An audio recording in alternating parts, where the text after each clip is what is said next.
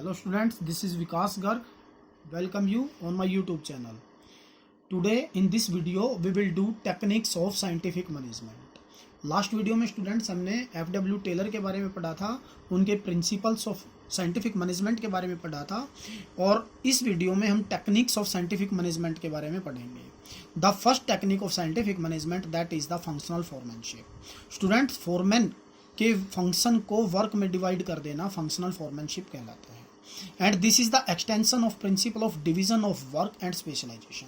Students, हमने Henri Fayol का जो फर्स्ट प्रिंसिपल था डिवीजन ऑफ वर्क, वो हमने स्टडी किया था. And in the division, according to division of work, work should be divided into small work and every work do for the specialise person. यानी कि हम क्या करते हैं, पूरे काम को एक छोटे छोटे पार्ट में बांट देते हैं और जो हर पार्ट है एक जो स्पेशल पर्सन होता है, उसको काम करने के लिए कैपेबल होता है, उसके द्वारा वो करवाया जाता है. तो जो फंक्शनल फोरमैनशिप है ये भी उसी का एक्सटेंशन है. स्टूडेंट्स देखिए, हमारे पास 3 लेवल्स होते हैं, top level, middle level and low level. Right, low level के अंदर हमारे वर्कर्स आते हैं. लो लेवल के अंदर हमारे वर्कर्स आते हैं और इन वर्कर्स को कौन कंट्रोल करता है? इन वर्कर्स को फोरमैन कंट्रोल करता है. Right, foreman. यानी कि इन वर्कर्स में भी एक टॉप लेवल होता है, फोरमैन. तो इसमें जो ये फोरमैन है, इसके वर्क को, क्योंकि सारा काम एक फोरमैन नहीं कर सकता, तो हम इस फोरमैन के वर्क को 2 पार्ट्स में डिवाइड कर देते हैं. Taylor has suggested that the division of work of the factory manager into 2 sub department. First one is planning in charge and second one is production in charge.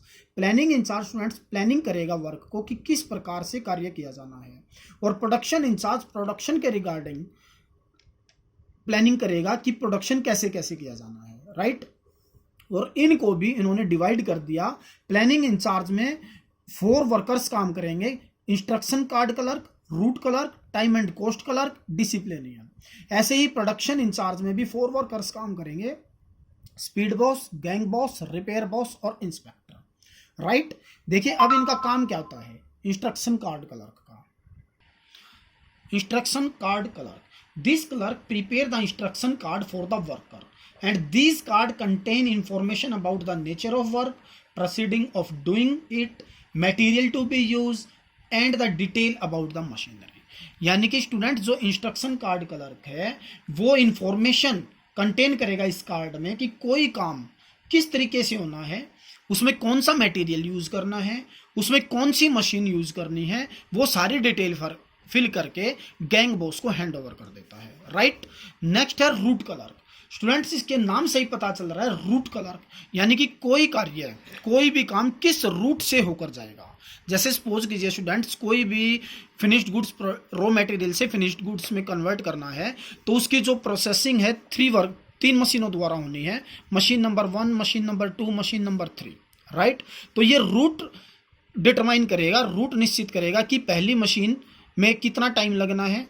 ये पहली मशीन से होकर जाएगा, फिर दूसरी मशीन से होकर जाएगा और फिर तीसरी मशीन से होकर जाएगा. तो रूट कलर में specifying the route of production, ये रूट निश्चित करेगा. Next, time and cost clerk, यानी कि इसके भी नाम से ही पता चल रहा है students, this clerk decide as to when a particular work is to be standard and finish. Right, meaning thereby as to be what time and whole work will take place. यानी कि किसी भी काम को करने में कितना टाइम लगेगा और कितनी उसकी कॉस्ट आएगी. यानी कि एवरेजन टाइम ये निकाल लेता है कि कोई भी प्रोडक्ट बनने में 5 मिनट्स लगती हैं, 10 मिनट्स लगती हैं, 3 मिनट्स लगती हैं. एवरेजन टाइम ये निकाल लेगा और उसके बाद ये डिटरमाइन किया जा सकता है कि मान लो एक वर्कर 8 आवर्स वर्क करता है एक दिन में, तो टोटली जो वर्क है वो एक दिन में कितने यूनिट्स का प्रोडक्शन हो जाएगा. तो इस प्रकार से ये जो टाइम कैलकुलेट कर लेगा, इसी प्रकार से कॉस्ट भी, वो उस प्रोडक्ट की कॉस्ट भी डिटरमाइन कर लेगा कि अगर कोई भी प्रोडक्ट प्रिपेयर किया जाता है, मैन्युफैक्चर किया जाता है, तो उसमें कितनी कॉस्ट आती है. अगर वो कॉस्ट उस कॉस्ट से ज़्यादा आती है या टाइम ज़्यादा आता है, तो उसकी आंसरेबिलिटी इसी क्लर्क की रहेगी. राइट, नेक्स्ट है डिसिप्लिनेरियन. स्टूडेंट्स, ये जो वर्कर है ये डिसिप्लिन को मेंटेन करेगा, यानी कि जो instruction card clerk, route clerk, time and cost clerk, यानी कि जो भी काम किया जा रहा है वो सारा डिसिप्लिन के अंदर किया जा रहा है या नहीं. नेक्स्ट है स्टूडेंट्स, जो प्रोडक्शन डिपार्टमेंट है और जो उनके वर्कर्स हैं उनका क्या काम रहेगा? Speed boss. Speed boss students, the main function of the speed boss is ensure that all the work are performing their job at required speed और नॉट। यानी कि स्पीड सुनिश्चित करेगा कि कोई भी काम किस स्पीड से हो रहा है और जो हमारा वर्क है वो उसी टाइम पे पूरा किया जा रहा है या नहीं किया जा रहा है। लास्ट है स्टूडेंट्स गैंग बॉस। देखिए इसका नाम आपने फर्स्ट टाइम सुना होगा, गैंग बॉस। देखिए ये क्या कह रहा है? Keeping machine and tools at extra ready to operation by workers. ये कह रहा है कि कोई भी काम करने के लिए वर्कर्स और मशीन हमारी अवेलेबल हैं या नहीं, वो रेडी हैं या नहीं। प्रोडक्शन करते टाइम जो वर्कर्स चाहिएंगे, जो मशीन चाहिएगी, जो रॉ मटेरियल रिक्वायर्ड होगा, क्या वो टाइमली रिक्वायर्ड हो पाएगा या नहीं, वो इसको मेंटेन रखना है गैंग बॉस को। Next repair boss. Repair boss students नाम से ही पता चल रहा है, जो मशीन्स हमारी अवेलेबल हैं उनको टाइम टू टाइम रिपेयर की भी जरूरत पड़ेगी। यानी कि उनकी वर्किंग कंडीशंस, जो टूल्स होंगे या मशीन्स होंगी, जो उनकी वर्किंग कंडीशंस अच्छी है या नहीं है, तो ये रिपेयर बॉस सुनिश्चित करेगा और इंश्योर करेगा कि वो वर्किंग कंडीशंस में है या नहीं। और नेक्स्ट है स्टूडेंट इंस्पेक्टर। इंस्पेक्टर वो पुलिस वाला इंस्पेक्टर नहीं है स्टूडेंट्स, ये इंस्पेक्टर इंस्पेक्ट करना होता है। यानी कि जो प्रोडक्शन हमारा हो रहा है उसकी क्वालिटी स्टैंडर्डाइज क्वालिटी के अकॉर्डिंग है या नहीं है, ये उस क्वालिटी को मेंटेन करता है, चेक करता है। अगर कोई कमी मिलती है उसमें तो वो जो करेक्टिव स्टेप है वो टेकन करता है, वो लेता है, राइट।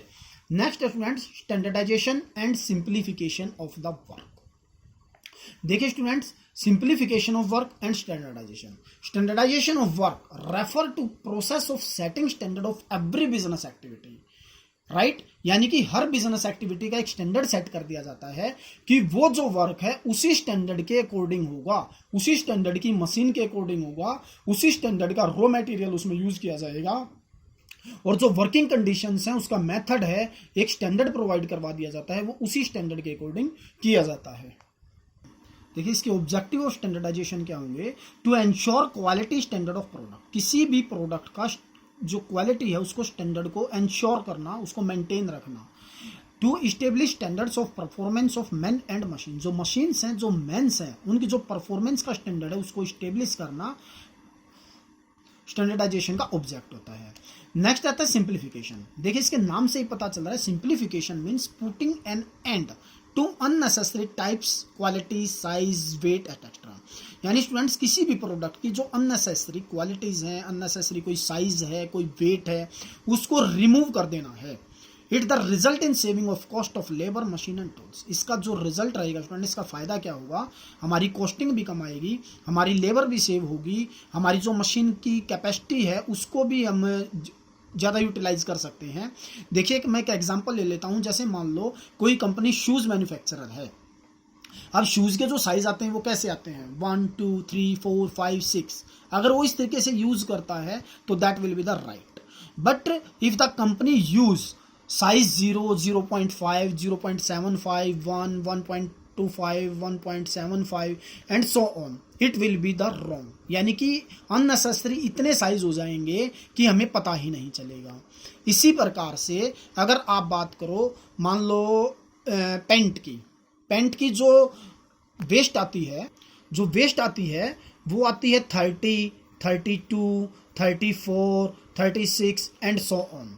ऐसे कभी भी नहीं आती स्टूडेंट्स 30, 30.5, 31, 30.5, ऐसे कभी भी जो है वेस्ट नहीं आती। इट मीन्स उन्होंने क्या किया, जो 30 और 32 की वेस्ट है जो इन दोनों के बीच में है, इन साइज को इन्हीं के अंदर मर्ज कर दिया गया।